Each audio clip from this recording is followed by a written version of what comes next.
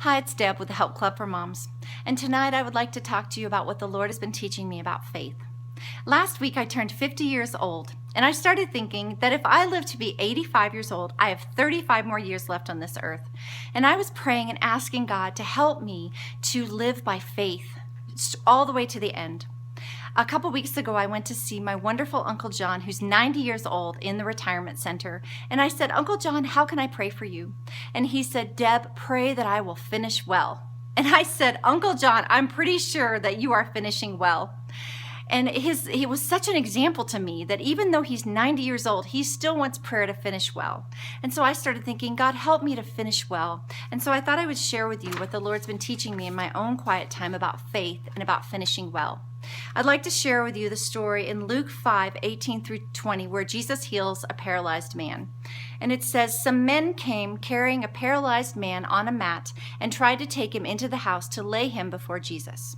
When they could not find a way to do this because of the crowd, they went up on the roof and lowered him on his mat through the tiles into the middle of the crowd, right in front of Jesus. When Jesus saw their faith, he said, friends, your sins are forgiven. I love it that this passage doesn't say in this one instance when Jesus had compassion or Jesus wanted to heal them or anything. It says when Jesus saw their faith. And it got me praying, Lord, when you look at me, I pray that you will see my faith. And this is my prayer for each of you that are watching tonight, that when God looks at you, he will see your faith. I don't know what you're going through right now. You may be suffering from an illness or a rebellious child or a really tough marriage or a tough relationship, but I'm here to tell you to stay in faith, keep believing, and don't give up. You know, so much of our life we can feel like this picture of Jacob wrestling with the angel, and it's in Genesis 32 if you want to read the whole story, but I thought I'd read a part of it to you. And it says, so Jacob was left alone, and a man wrestled with him till daybreak. When the man saw that he could not overpower him, he touched the socket of Jacob's hip so that his hip was wrenched as he wrestled with the man.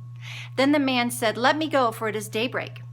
But Jacob replied, I will not let you go unless you bless me. So Jacob was holding on to this angel, holding on to God until he blessed him. He didn't give up. And then the angel asked him, what is your name?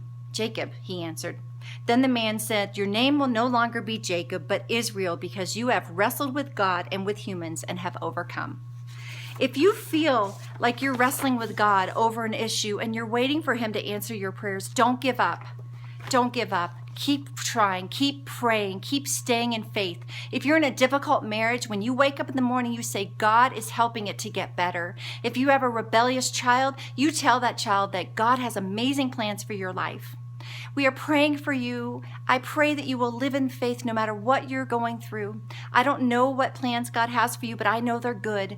And I know that a lot of times we go through really, really hard times on this earth, but God is always with us and he never leaves us and he loves us so much.